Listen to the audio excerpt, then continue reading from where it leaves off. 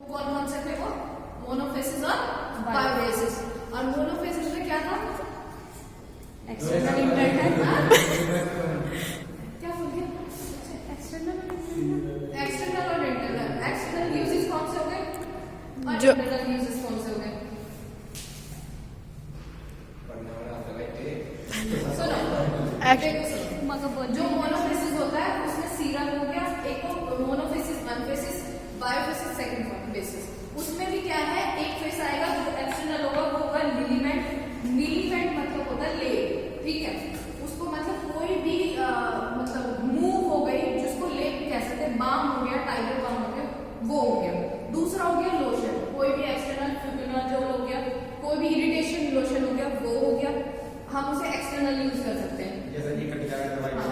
Gargle, gargle से मतलब है गार्गल गले के लिए, खराश के लिए, उसको किया इंटरनली तो लिया नहीं और उसको फेंक दिया, ठीक। उसके बाद आता है आपका थॉट पेन, जो हमारे पुराने गले में दर्द होता है उसके लिए जो यूज किया जाता है, जो हमारे यहाँ पे पेन होता है लंबे समय तक, उसके लिए हम और स्मेल के लिए यूज थॉट पेन करते हैं, वो भी कुल्ला करके फेंक दिया जाता है। या फिर बीटाडीन हो गई, ठीक। उसके बाद आ गया माउथ वॉश, किसी के मुंह में से बहुत गंद हुआ है, जो भी है, इन्फेक्शन हुआ, इरिटेशन हुई, गले में खराश हुई, वो सारा उसी में यूज होगा। आई ड्रॉप, आई इरिटेशन के लिए, आई में से पानी निकलने के लिए, और अगर आपके किसी के हल्का सा फंगी इन्फेक्शन हुआ उस यूज करने के लिए, या कुछ भी बैक्टीरिया अंदर चला गया उसके लिए। उसके बाद आता है इंटरनल, उसमें क्या आएगा, सीरम, गले की खराश या कोई खांसी का सीरप, या कोई छोटे बच्चों को पैरासिटामोल सिरप हो गया, एलिक्सर वही यूज किया जाता है, वो भी एक लिक्विड फॉर्म होता है। उसके बाद लिंकटस हो गया, वो भी एक लिक्विड फॉर्म होता है, और ड्रॉप हो गया। बायोफेसिस में हो गया इमल्शन एंड सस्पेंशन। इमल्शन क्या होता है, दो फेसेस हैं, एक कौन कौन से, oil in water, water in oil. मगर इमल्शन जब तक नहीं बनेगा जब तक उसमें इमल्शिफाइड एजेंट नहीं होगा। क्यों?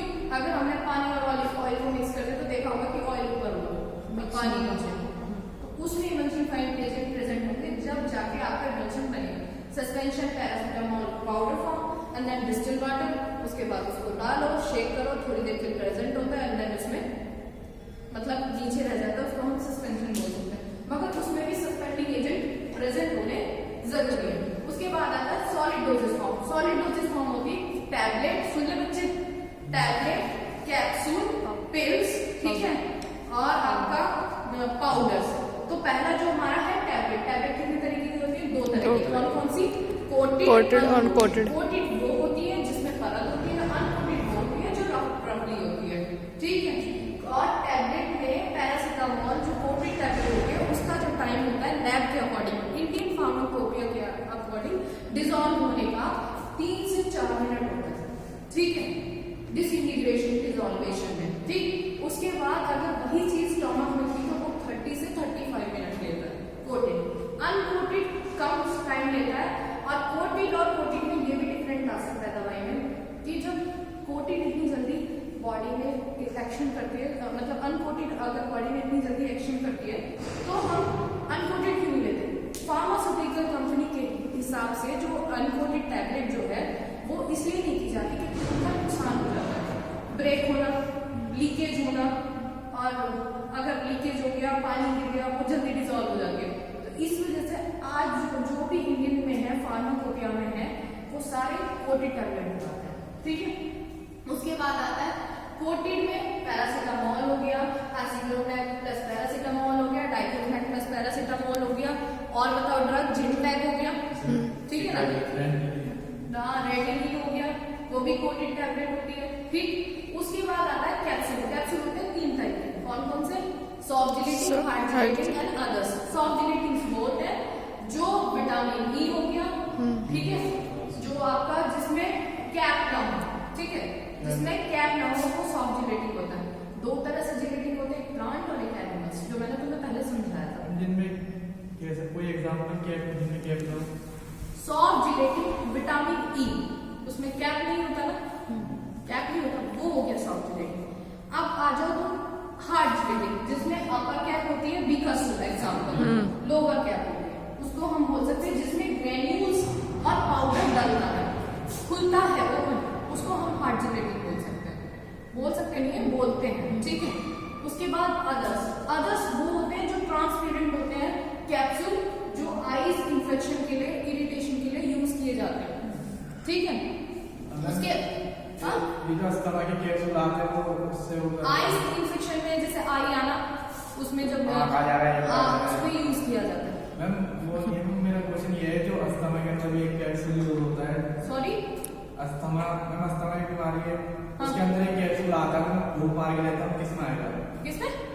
मैम उसके अंदर अस्थमा के कैप्सूल आते हैं, उसके साथ एक मशीन आती है, स्टॉप कर ले मैम उसे पिल्स वो होती है जैसे कि जो वुमेन लेते हैं, एक वो पिल होती है जो एक स्ट्रिप में एक टैबलेट होती है, ठीक है, एक स्ट्रिप में एक टैबलेट होती है। एक होती है अनवांटेड 72, उसको वुमेन लेते हैं। वुमेन्स की काफी डिजीज होती है जो मतलब जो टैबलेट ली जाती है। बस ये ध्यान रखो कि जो एक स्ट्रिप में एक टैबलेट होती है जो वुमेन को दी जाती है, मेंस को भी दी जाती है, ठीक है, तो वो एक पिल हो गई। पिल का मतलब जो एक टैबलेट है, ठीक। पाउडर फॉर्म में कुछ भी हो सकता है, चाहे वो डस्टिंग पाउडर हो, चाहे वो इरिटेशन पाउडर हो, कुछ भी, ठीक।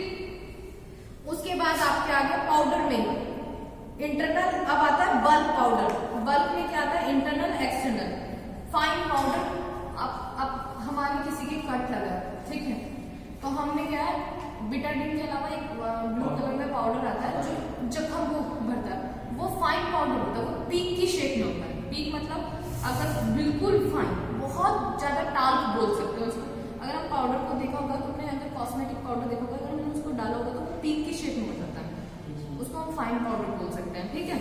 ग्रेन्यूल्स दानेदार, ठीक है, कैप्सूल में भरा जाता है, हाँ, ठीक है ना। उसके बाद आपका लिक्विड डोजेज हो गया। अब आता है आपका सेमी सॉलिड। सेमी सॉलिड में भी एक्सटर्नल और आपका इंटरनल यूज होता है। एक्सटर्नल ऑइंटमेंट, कोई भी ऑइंटमेंट हो गया, बोलो जल्दी बताओ। क्रीम हो गया, मलम क्या होता है? पेस्ट और जेली। ऑइंटमेंट, वॉर्मली, और बताओ फिनोइडाजोल भी शायद ऑइंटमेंट है, और आपका जेल अलग होता है। क्रीम हो गया, क्रीम में बताओ वेटनोवेट हो गई, और भी तो है, स्क्रैचेस के लिए यूज की जाती है, बहुत सारी चीजें। पेस्ट हो गया, कोई भी पेस्ट, जेलीज हो गया, ठीक। आप आता है आपका इसी सेमी सॉलिड में सपोस्ट्रीज। सपोस्ट्रीज मतलब होता है जो हम अलग अलग तरीके से ड्रग दी जाती है, ठीक। उसमें क्या होता है? इन्फ्लामेशन मतलब जो हल्का सा मतलब बॉडी को कट करके लॉन्ग टाइम की जो दवाई दी जाती है, कैप्सूल रखती है, वो लंबे टाइम तक चलेगी। एक आता है सपोस्ट्रीज में जो वुमेन्स के लिए टैबलेट यूज किया जाता है इंटरनली यूज में, ठीक है, जो जेनेटिक एरिया है उसमें जो ड्रग रखी जाती है वुमेन्स को, चाहे वो प्रेगनेंसी टाइम हो, चाहे वो मेंस्ट्रुएशन टाइम हो, चाहे वो लैक्टेशन टाइम, ठीक है। ये हो गया।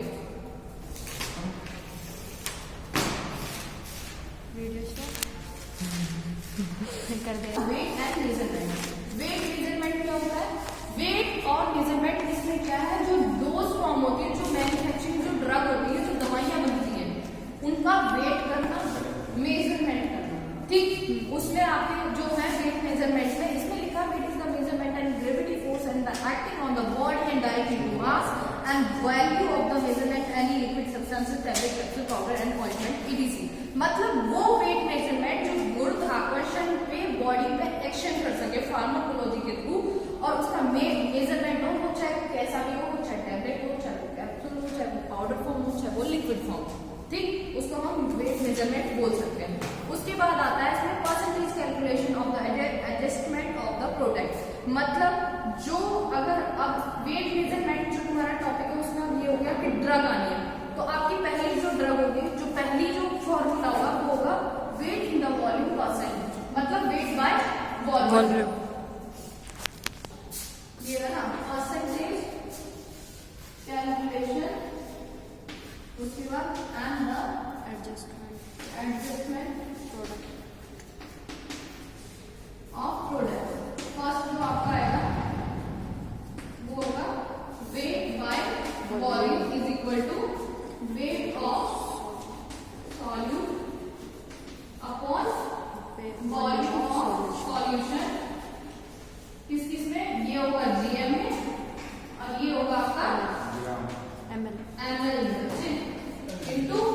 100 क्वेश्चन। अब इसका क्या है, एक क्वेश्चन है जो दिया हुआ है, calculate the quantity of sodium chloride required for the 200 ml 0.9 solution. मतलब इसमें जो है सोडियम क्लोराइड जो दिया है वो 200 ml दिया है और जो सोल्यूशन है वो 0.9 है। तो अब इसमें जो साइड में एक उसमें दिया है जो सॉल्यूट होगा उसका 1 पार्ट जो होगा, ठीक है, वो कितना होगा, वेट के भरोसे, ठीक, 1 पार्ट के भरोसे, 1 पार्ट के, ठीक है। उसके बाद जो सॉल्वेंट होगा जो प्रोड्यूस किया जाएगा वो होगा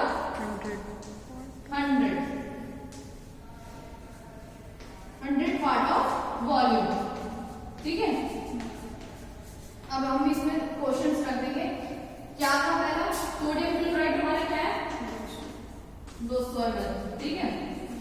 उसके बाद आपका जो क्वेश्चन है उसमें क्या है, इसमें रखेंगे वेट बाय वॉल्यूम है, ठीक, 200 अपॉन 100 इंटू 1 क्या था, 1 पार्ट ऑफ सॉल्यूट, सॉल्वेंट क्या था हमारा 100 पार्ट ऑफ वॉल्यूम। इसको डायरेक्ट इससे कर देंगे। उसके बाद जो आंसर आया वो आएगा 1.8 ग्राम। समझ आया इतना। इसमें 3-4 क्वेश्चन है। उसके बाद आता है आपका एलिगेशन मेथड। एलिगेशन वो चीज है when the calculation involve mixing the two similar preparation of the different strength and produce of intermediate strength. Alligation method में बी द यूज, ये एक this is the mathematic method use the solving of the problem which is the ingredient and process percentage strength of you strength are mix. जो हमारा mathematic जो method use किया जाएगा उसे हम एलिगेशन कह सकते हैं, एक तरह से प्रॉब्लम को सॉल्व करना, जिसके थ्रू कोई भी ड्रग हो उसको मेजरमेंट करके उसका मतलब का कैलकुलेशन निकाल के, एक कैलकुलेशन निकाल के उसका रिजल्ट निकाल को हम उसको एलिगेशन मेथड बोल सकते हैं। समझ आया। उसके ऊपर फॉर्मूले दे रखे हैं। उसके बाद आता है आपका पैकेजिंग ऑफ फार्मास्यूटिकल। इसमें क्या है, अब इसे ऐसे समझ लो, पैकेजिंग से मतलब समझ आया कि अब तक हमने ड्रग्स पढ़ी, ड्रग्स बनाई, दवाइयाँ, अब इसमें क्या है, दवाइयाँ बनती पैक कैसे होती है, किन फॉर्म में पैक होती है। तो पहला फार्मास्यूटिकल जो पहली पैकेजिंग है वो है packaging in the size art and technology in close of the protection products distribution storage sales and use. Packaging वो साइंस आर्ट है जो टेक्नोलॉजी इन क्लोज मतलब जो उसकी अच्छी पैकिंग हो सके, प्रोटेक्ट करती है दवाई को, ड्रग को, और उसमें डिस्ट्रीब्यूशन होता है। डिस्ट्रीब्यूशन मतलब अगर हमारी पैकेजिंग अच्छी हुई उसको डिस्ट्रीब्यूट करेंगे, देन इसको स्टोर करेंगे एंड देन उसके बाद सेल पे जाएगा, ठीक। उसके बाद आता है आपका उसके मतलब डिजाइन, उसका मैन्युफैक्चरिंग डेट, उसको अच्छे से, अगर हम दवाई को ऐसे दे देंगे ना कोई परचेस नहीं कर सकता। अब हम किसी की कोई भी चीज हुई, कोई भी ऐसी चीज हुई, कोई भी चीज सेल करनी है तो उसकी हमें पैकेजिंग हुई, चाहे वो काजू बादाम हुआ दिवाली के फंक्शंस में, चाहे वो स्वीट्स हुआ, मिठाई हुई, कुछ भी हुआ, तो उसमें क्या है, अगर हम ड्रग देखेंगे बॉक्स में 3 बॉक्स होते हैं, primary, secondary and third. First is strips, second is box, carton बोल सकते हैं, और थर्ड इज कार्टन, ठीक। फर्स्ट में स्ट्रिप्स देखी जाएंगी कि एक टैबलेट में, एक स्ट्रिप में कितनी है, 6/10, 10/10 टैबलेट्स 1 स्ट्रिप, ओके। उसके बाद बॉक्स में, उस बॉक्स में 10 स्ट्रिप्स आनी चाहिए। सेकंड, थर्ड बॉक्स, हाउ कितनी क्वांटिटी, बल्क, ठीक। ये हो गया आपका कार्टन पैकेजिंग फंक्शन।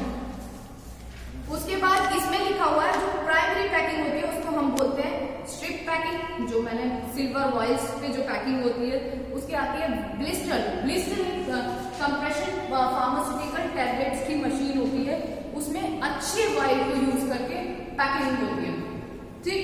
उसके बाद आता है आपका बोतल पैकिंग, कोई भी सिरप ले लो, कांच की बोतल का हो गया, प्लास्टिक का हो गया। उसके बाद आपका कट स्प्रे, वो मेटल में यूज किया जाता है, ठीक। उसके बाद आपका आता है सेकेंडरी में, it is the outside primary packing is the use of the package to go the strip and the boxes. वही चीज जो मैंने अभी बताई थी कि जो स्ट्रिप्स होंगी उसका जो सेकंड नंबर होगा, जो बॉक्स होगा, उसमें स्ट्रिप्स को रखना कि ये जो स्ट्रिप्स है वो 10x10 रखने, ठीक। उसके बाद आपका ग्लास हो गया, पहले हो गया आपका material use of the packing of glass. इसमें कितने तरह की होती है, glass, plastic, rubber, paper, cardboard और मेटल। जो पैकेजिंग हो सकती है हमारी ड्रग की वो किन किन फॉर्म में हो सकती है, कौन कौन से उसमें हो सकती है, प्रोडक्ट में ग्लास में हो सकती है, प्लास्टिक में हो सकती है, रबर में हो सकती है, पेपर और कार्डबोर्ड में हो सकती है, मेटल में हो सकती है। ग्लास क्या होता है, glass has been the wide use of the drug packaging material. Glass वो चीज है जो ड्रग और फार्मास्यूटिकल मटेरियल के लिए यूज की जाती है। एडवांटेज ट्रांसपेरेंट होता है, अंदर का प्रोडक्ट इजीली देख सकते हैं अपन कि हाँ भाई प्रोडक्ट है या हाई विस्कस है, ठीक। उसके बाद आपका ग्लास चीप रेट में मिल जाता है, अगर हम कोई सिरप ले रहे हैं तो वो अच्छे रेट में मिल सकती है, ठीक है। उसका जो हैवी गुड प्रोटेक्शन वो बहुत अच्छे से रहता है पाउडर फॉर्म में। उसके बाद इसका ग्लास में जो इजीली लेबल जो होता है, जब आप जो हमारी बॉटल होती है उसमें इजीली लेबल अच्छे से चिपक सकता है। डिसएडवांटेज ग्लास, अगर हम कहीं लेके जा रहे हैं सडनली सामने वाले ने टक्कर मार दी, ग्लास खोल दी, नुकसान हो गया बहुत बड़ा, वो हो गया एक डिसएडवांटेज, ठीक। उसके बाद आता है ग्लास के कंपोजिशन। एक डिसएडवांटेज होगा, हाँ एक ही डिसएडवांटेज, एक ही मेन तो एक ही एक और है डिसएडवांटेज। ये क्या है, रिलीज जो ग्लास होता है वो अपने अंदर जब हमारी ड्रग भर जाती है उसमें क्या है, एक एल्कलाइड जो ढक जाता है वो पैक हो जाता है, वो एल्कलाइड प्रिपरेशन करता है, तो उसे प्रेजेंट करता है और जिससे वो प्रोडक्ट जल्दी प्रिजर्वेटिव नहीं रह पाता, खराब हो सकता है, समझा।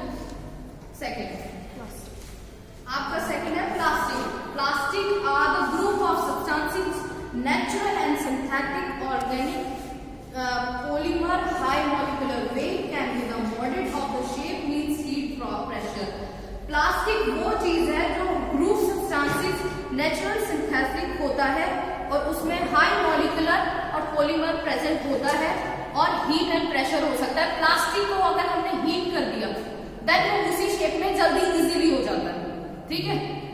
अब इसमें दो तरह की प्लास्टिक होती है, एक हार्ड एक सॉफ्ट। अब उसको सुन लो, जो थर्मोप्लास्टिक होती है उसका क्या है आपका, on the heating become the soft viscous fluid which the harden again cooling and the heating. तो इसमें क्या है, जो हीटिंग होगी, हमने किसी प्लास्टिक को अगर हमें शेप देना है, उसकी हीट हुई, फ्लूइड में हो गया, देन वो हार्ड बन गया, हार्ड बन गया, और उसको अगर कूल किया तो वो और हार्ड शेप में हो गया, उसको हम चेंज नहीं कर सकते अगर दोबारा गर्म करेंगे, ठीक। उसके बाद आपका आता है थर्मोसेटिंग। थर्मोसेटिंग प्लास्टिक क्या होती है, ये हार्ड जो है on the heating of the heart at the high temperature remain permanent solid. वो क्या है, जो पहले वाला था वो तो हार्ड फॉर्म में हम उसे अगर कर देंगे और अगर हमें उसे मतलब डिस्ट्रॉय करना है, उसे खराब करना है, बनाना है तो वो बन जाएगा, ठीक। उसके बाद उसे पिघला के हम दोबारा बन सकते हैं। जो सेकंड है थर्मोसेटिंग, उसमें क्या, अगर हमने एक बार बना ली, शेप दे दी उसको, और हमें उसको मतलब अब वो सेट नहीं बैठा, मतलब लेबल अच्छे से नहीं बैठा, और हम दोबारा पिघलाना चाहते हैं तो वो उसी शेप में रहेगा, वो प्लास्टिक पिघल नहीं सकती। हाई टेम्परेचर में भी वो पिघलेगी नहीं, जैसे कि वैसे ही, ठीक है। उसके बाद आता है आपका मेटल। प्लास्टिक का एडवांटेज सुन लो, लेस वेट देन, वो हल्का वेट होता है, दूसरा वो अनब्रेकेबल होता है, टूट नहीं सकता, कहीं भी गिर जाए, ठीक। इसमें डिसएडवांटेज क्या है, एब्जॉर्प्शन परमिलिटी टू मॉइस्चर। इसमें मॉइस्चर पैदा हो जाता है जब हम प्लास्टिक में लेबल चिपकाते हैं। कभी तुमने देखा होगा फेविकॉल हो गया चाहे फेविक्विक हो गया, वो चिपक नहीं पाता, लेबल गिर जाता है, जल्दी मॉइस्चर आ जाता है, सबसे डिसएडवांटेज ये चीज है उसमें। उसके बाद आपका मेटल। मेटल कितना होता है, metal are the use of the preparation container metals and commonly use of the aluminium, tin plates, और क्या हो सकता है, stainless steel, tin and loaded. Metal को जो प्रिपेयर किया जाता है वो कंटेनर कॉमनली कौन कौन चीजों से यूज कर सकते हैं, एल्यूमिनियम से, वो भी मेटल में आता है, टीन प्लेट्स हो गई लोहे की, स्टील होगी स्टेनलेस स्टील, और आपको कोई भी मतलब हैवी जो हमारा हैवी बल्क में अगर हमें लेके जाना तो वो मेटल में ही लेके जा सकते हैं, चाहे वो टीन होगा, है ना, और चाहे वो बहुत सारी चीजें हैं, बताओ मतलब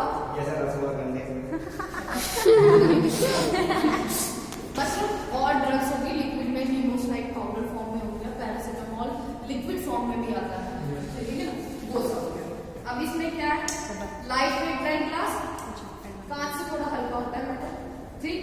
उसके बाद लेबल डायरेक्टली कर सकते हैं अपन, उसे गूंद सकते हैं। वो तो लेवल स्ट्रिप्स से हो गया, पेपर से, देन उसको हम गूंद सकते हैं आराम से मशीन के थ्रू, लेवल कर सकते हैं।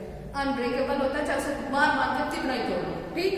उसके बाद मेटल में एक सबसे जो डिसएडवांटेज है, बहुत महंगा होता है, ठीक है। और ये कोई मेडिसिन आती है इसके? क्यों नहीं आती? ऑक्सीजन लेके देखियो, मेटल नहीं आती, आती है ना? ऑक्सीजन मेटल में बहुत सारी दवाइयाँ आती है।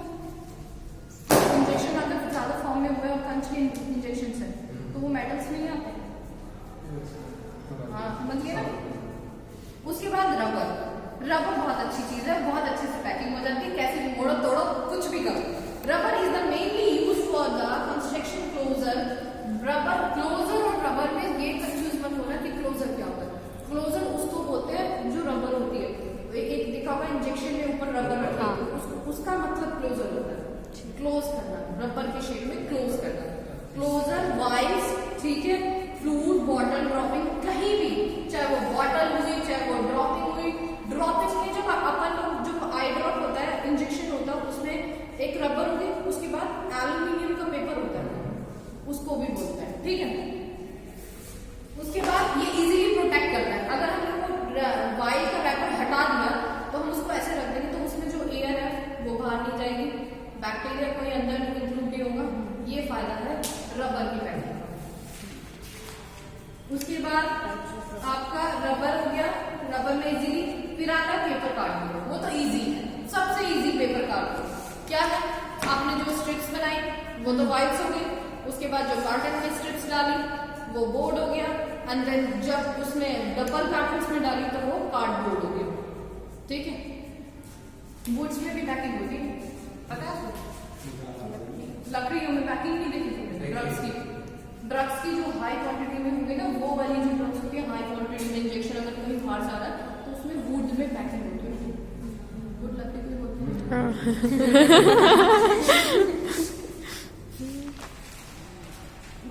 उसके बाद आता है आपका साइड डिटेक्शन। साइड डिटेक्शन मतलब क्या होता है? सुन लो, it is the process of the large solid unit masses, vegetables and chemical substances into the small unit masses that cause particle to fine particle। Side detection मतलब size की कमी, मतलब हाँ, आकार की कमी, ठीक है। उसमें क्या है, जो कोर्स पार्टिकल्स होते हैं, जो मोटे वाले पाउडर्स, जो पार्टिकल्स पत्थर टाइप में होते हैं, कोई ड्रग है वो मोटे में है, मतलब उसको फाइन पाउडर में कन्वर्ट करना, ठीक है।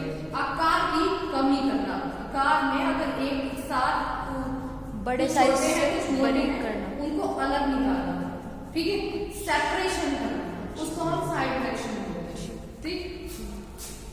उसके बाद आता है इसमें फैक्टर। पहला होता है हार्डनेस में आपका हो गया आपका डिफिकल्टी, मतलब अलग अलग हार्डनेस में चेक की जाएगी। साइड डिटेक्शन, कोर्स पार्टिकल से फाइन पार्टिकल में सेपरेशन करना, उसकी साइड में हार्डनेस चेक करना, ठीक। उसके बाद मटेरियल सरफेस बंद कर दें